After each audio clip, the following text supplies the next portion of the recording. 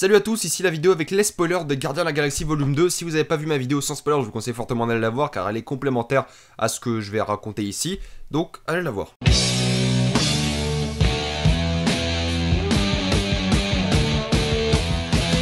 Les Gardiens de la Galaxie Volume 2 avec spoiler. Dans ma vidéo sans spoiler, j'ai dit qu'en gros, Gardiens de la Galaxie était une grosse déception. Parce qu'elle n'apportait vraiment rien à l'univers Marvel pour commencer. Il n'y a aucune connectivité. Dans un monde où Marvel nous sort Hulk dans Thor, Doctor Strange dans Thor, Iron Man dans Spider-Man, il y avait quoi récemment? Il y avait plein de petits trucs qui s'embriquaient l'un dans l'autre. Il y avait les pierres d'infinité. Il y avait une certaine cohérence dans l'univers cinématographique.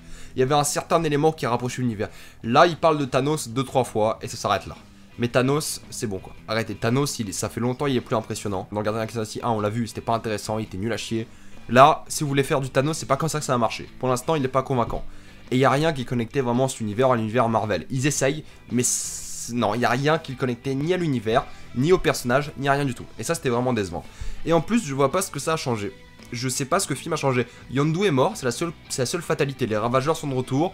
Mais sinon, on n'a pas eu Nova Corp, on a eu aucun élément du premier film en gros. Oui, le père de Star-Lord était l'un des éléments principaux du film, mais au final, il est mort, ça s'arrête là. Il n'y a eu aucune finalité dans ce film, ça n'a servi à rien. Oui, dans Civil War, par exemple, parce que je prends cet exemple parce que vous avez beaucoup critiqué l'inutilité de Civil War, mais celui-ci est beaucoup plus inutile. Ce film-là est tellement plus inutile à Marvel qu'autre chose. Gardien Galaxy 1 était utile. On voyait Thanos, on avait une pierre d'infinité, on comprenait vraiment c'était quoi la pierre d'infinité, on avait un nouvel univers qui s'ouvrait à nous, on avait vraiment quelque chose de plus large. Et je l'ai pas dit dans ma vidéo sans spoiler, mais la musique était nulle. Enfin, elle est bien, mais elle était beaucoup moins bien que le premier film. Et ça, c'est un vrai problème. Vraiment. Donc, c'est un film qui n'arrive pas à se coller à l'univers Marvel, alors que c'est le sprint final. C'est un film qui aurait dû être représentatif des derniers films Marvel. Ça sera pas fini, mais au moins faut dire que Infinity War, c'est la fin Marvel. C'est vraiment la conclusion qu'ils veulent aboutir, à laquelle ils veulent aboutir depuis 10 ans. C'est vraiment ce qu'ils veulent, Infinity War. Et ce film est vraiment une porte vers cette, comment dire, ce coin scénaristique dans lequel ils se sont mis. Ils se sont mis dans un coin, Infinity War, la guerre de l'infinité. Il n'y a pas plus grand, il n'y a pas plus majestique. Faut pouvoir s'en sortir. Et Guardian Galaxy, c'est un peu une porte vers ça, en se disant qu'après Infinity War, il y aura un autre Gardien de la Galaxie, un autre film Gardien de la Galaxie. Parce qu'on arrive à faire des films qui sont comme ça, isolés de l'univers Marvel. Et ça, d'un côté, c'est un problème parce que la majorité du charme de Marvel, ce qui fait vraiment de Marvel quelque chose de spécial, c'est non pas le fait qu'ils font des films sympathiques, c'est le fait qu'ils arrivent vraiment à coller ces films entre eux. Mais la manière dont ils le font est vraiment très réussie. Et je vais en parler dans une vidéo qui sort normalement cette semaine. Mais en gros, ce qui marche bien dans Marvel, c'est vraiment la manière dont ils arrivent à unifier leurs films par des petites références, par des éléments de scénario qui reviennent dans d'autres films, et par grosso modo des personnages. Et là, on n'a rien de tout ça, et c'est un film qui ne sert à rien. Je pense que même si vous n'avez pas regardé les autres films Marvel, et les prochains qui viennent, ce film n'aura aucun impact quelconque sur aucun Marvel. Ça m'étonnerait qu'il y en ait un.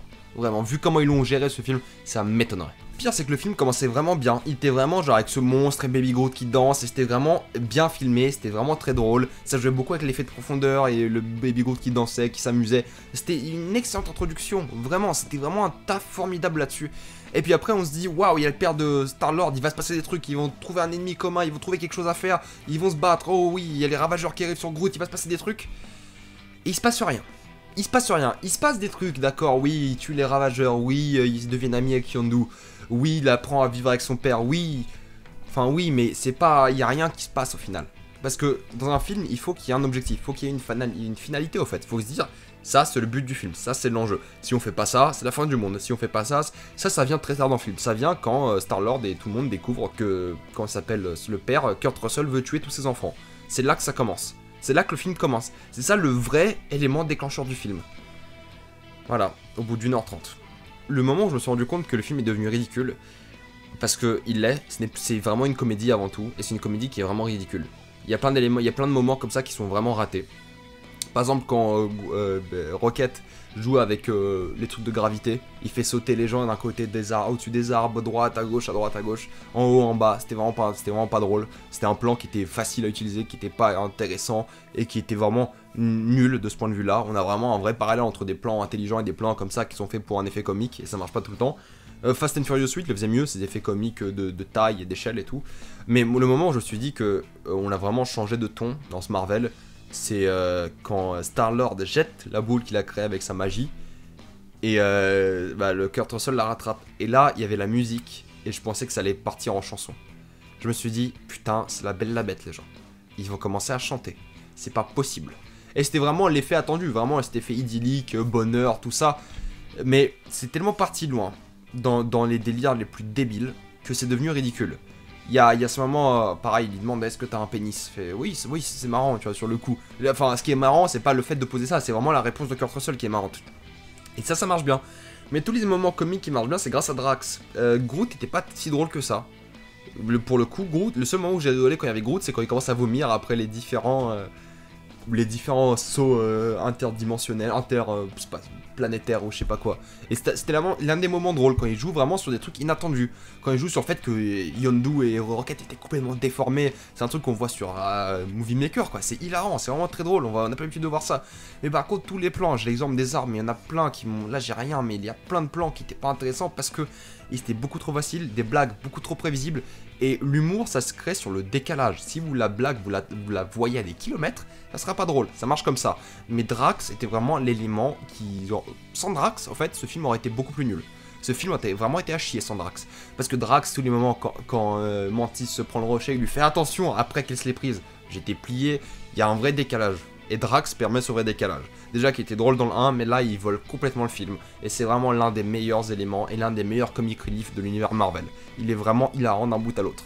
Mais c'est le seul qui était drôle. Au tout début, quand il parle des batteries et que Drax les prononce mal, Star-Lord il est embarrassant. Les dialogues à ces moments-là ils sont embarrassants. Quand les autres essaient de faire de l'humour, c'est vraiment gênant. Quand il parle de David Hasselhoff, je fais ouais bah c'est pas drôle au fait. Quand il y a ce moment où quand il se transforme en David Hasselhoff, je fais oh le caméo est sympa mais ça arrête là quoi. Enfin. On notera aussi que Marvel adore rajeunir leurs acteurs. Après Robert Downey Jr., maintenant Kurt Russell, c'était vachement bien fait d'ailleurs. Et Marvel, je dis Marvel, mais c'est vraiment Disney qui adore faire ça, quoi, pour le coup. Il y a vraiment une tonalité qui a changé, il y a vraiment un manque d'enjeu. Il y a vraiment des scènes vraiment très, très cool et très mémorables. Vraiment, je pense, la scène où Yondu tue tous les ravageurs, c'était vraiment génial. C'était vraiment génial. Mais ils ont voulu faire x1000, au fait. Ils ont voulu faire x1000 et ça marche pas. Parce que c'était la même scène que dans le premier Guardians of the Galaxy, mais ils tuaient tout le monde, là, sans arrêt, tout le temps, sans problème. Mais pareil, ils ont joué beaucoup trop sur le David Hasselhoff. Bon voilà, le caméo est sympa, mais enfin, une fois quoi.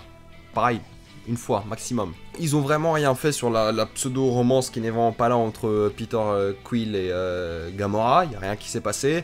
Il n'y a vraiment aucune relation entre les personnages principaux qui a évolué. Sauf peut-être celle entre Star-Lord et son père, et Yondu et Rocket. Sinon, il n'y a rien. Et c'est dur de se rappeler d'un film qui est vraiment très monotone, parce qu'il se passe vraiment rien sauf à la fin. Et puis à la fin, c'est vraiment pas intéressant, quoi. On est parti sur Batman et Superman, les gens ils se tapent, ils volent, Star-Lord et l'autre ils volent, ils se tapent, enfin c'est Zod versus Superman, c'est pas intéressant. Le mec il peut contrôler la matière de sa planète, et il fait quoi? Il fait des tentacules bleus quoi. Mais franchement, c'est quoi ces conneries? C'est pas possible, franchement il y a des idées qui sont à chier, et ça en fait partie. Il y a plein de trucs comme ça, quand vous jouez avec un truc de divin, faut trouver des limites, faut toujours trouver des limites, sinon ça marche jamais. Là les limites c'était quoi? Tuer son cerveau, mais pendant ce temps le mec il peut changer la matière et il fait quoi? Il fait des tentacules quoi. C'est juste à la fin il se réveille, mais je suis con, je peux les englober dans ma terre, ils sont littéralement dessus. Oui bah bravo, enfin. Et tous les moments gênants, genre c'est pas grâce à mon cerveau que je contrôle ma flèche, c'est grâce à mon cœur. Bon, c'est marrant, mais c'est marrant une fois, c'est pas un truc que tu dois garder tout le film. C'est ce genre de dialogue qui est embarrassant, c'est que au fait, ça vous prend pour un con, c'est ça le problème, c'est que l'humour vous prend pour un con des fois. Sauf Drax, qui est vraiment un gros décalage, l'humour vous prend pour un débile. Vous allez voir tous les éléments du film arriver à des kilomètres, vous allez tout voir arriver à des kilomètres, et dont les blagues. Et ça marche pas. Et l'histoire est vraiment pas intéressante, les dialogues sont pas très bons, franchement, toutes les relations sont pas bien établies. Ça, je l'ai dit, entre tous les personnages. Les dialogues sont gênants parce que ils sont embarrassants, quoi. Ils sont vraiment embarrassants, ils sont cringe, ils sont en mode, oh, c'est... j'ai l'impression que c'est un gars de 96 ans qui a écrit du dialogue pour des gosses de 12 ans quoi. Je comprends pas, il y a un vrai décalage avec ça quoi. En fait le sérieux des Gardiens de la Galaxie a vraiment disparu. Parce que le Gardien de la Galaxie était ridicule parce que il prenait un aspect vraiment réaliste et humoristique sur des situations de films sérieux. Là, il n'y a aucune attente réaliste. Là, tout ce qui ne va pas, c'est parce que tout est décalé. Tout est ridicule. Quand tout est ridicule, rien ne l'est. Comme tout. Et dans Gardien de la Galaxie 1, je pense à cette scène où ils sont dans le vaisseau de Yondu et tout le monde se lève en disant que ouais, on est une famille, on va faire ça. Et puis Rocket il répond ouais, voilà, on est tous debout comme des cons. Ça n'existe pas dans ce film. Il n'y a pas ce décalage en mode c'est un film sérieux, mais on est drôle parce que c'est le personnage qui est drôle comme ça. On n'a pas ce décalage narcissique, égocentrique, sans mauvais jeu de mots, qui est présent. Il n'y a pas ce sarcasme qui est présent dans le film dans des situations sérieuses. Ils ont pris des situations qui sont vraiment pas intéressantes et qui sont ridicules, et ils ont appliqué des personnages ridicules à des situations ridicules. Et ça marche pas. Des personnages ridicules à des situations sérieuses, ça marche. Ou l'inverse, des personnages sérieux dans des situations ridicules, ça peut être très drôle. Mais là, c'est ridicule et ridicule, et en final, ça fait rien. C'est raté. Mais ouais, bon, après, encore une fois, les couleurs, elles étaient très belles, les effets spéciaux étaient très beaux, il y a plein de scènes, c'était hyper joli. Franchement, c'était vraiment très beau, la cinématographie est vraiment réussie sur certains plans. Drax était très drôle avec Mantis, il fait t'es moche. Hop, puis plus tard dans le film, il fait t'es belle, mais que de l'intérieur. Enfin, il y a un vrai dynamisme sur Drax. Mais à chaque fois que je pense au film, les seules qualités qui me viennent à l'esprit, c'est Drax en fait. C'est tout ce qui tourne autour de ce personnage et tout ce qui tourne autour des scènes avec lui. Parce que le reste était vraiment mauvais quoi. Le reste, bon, il y a un truc qui était stylé, c'est quand on voyait vraiment Kurt Russell se recomposer, il était en squelette, c'était cool, génial, voilà quoi, c'est joli quoi. Mais il y a un vrai creux qui est créé parce que on sait pas où va le film. Et c'est très dur d'en parler même avec des spoilers parce que je peux vous énoncer des éléments de scénario, mais ils servent à rien. Tous les éléments du film ne servent à rien. Le fait que il y a Sylvester Stallone dans le film, c'est marrant, on dit qu'il y a un vrai clan des ravageurs et qu'ils sont adorables et tout, ils sont moins méchants qu'ils le sont réellement, même quand ils tuent des gens. Ils sont, voilà, il y a cette idée-là qui sert à pas grand-chose, mais il y a rien qui sert à quelque chose. Il y a rien qui porte vers quelque chose de plus grand. Il y a rien qui porte vers la fin du film. Il y a rien. C'est décevant. C'est absolument vraiment décevant. Parce que toutes les couleurs du monde et toutes les blagues du monde ne pourront jamais combler un vrai vide scénaristique. Et ça, il y a que ça à dire. Parce que ça manque vraiment de tout partout. Des personnages, des dialogues, des enjeux, des objectifs, des buts. Et ça m'a endormi, en fait. Je me suis pas fait chier, mais ça m'a endormi. C'est que genre, c'est censé être excitant, ça l'a pas été. Si jamais je retrouve des trucs qui m'ont vraiment gêné dans le film, vraiment beaucoup, je le mettrai dans les commentaires. Là, j'ai vraiment plus rien à dire parce qu'il y a rien à dire. Il y a vraiment rien à dire. Je ne peux rien débattre là-dessus. Il y a rien à débattre dans ce film. Il y a rien qui est surprenant, qui est nouveau. Il y a rien qui est étonnant. Il y a rien qui est intéressant. Il y a rien. Il y a rien. Mon problème, c'est qu'il y a absolument rien. Avez-vous vu les Gardiens de la Galaxie? Êtes-vous déçu? Avez-vous adoré? Vous avez le droit, mais dites-moi pourquoi. Je suis vraiment très curieux. Comme d'habitude, mettez des pouces rouges parce que quand j'ai un avis négatif, vous mettez des pouces rouges. Faites-vous plaisir, ça ne me gêne pas. Mais si vous êtes gentil avec moi, mettez des pouces bleus, s'il vous plaît. Je vais faire une vidéo sur Marvel cette semaine, si j'en ai encore la foi après ce film, pour expliquer ce qui va pas, ce qui va dans l'univers Marvel. Suivez-moi sur Facebook, Twitter, abonnez-vous à la chaîne YouTube. Et moi, je vous dis à la prochaine fois, allez voir mes dernières vidéos aussi. Salut à tous.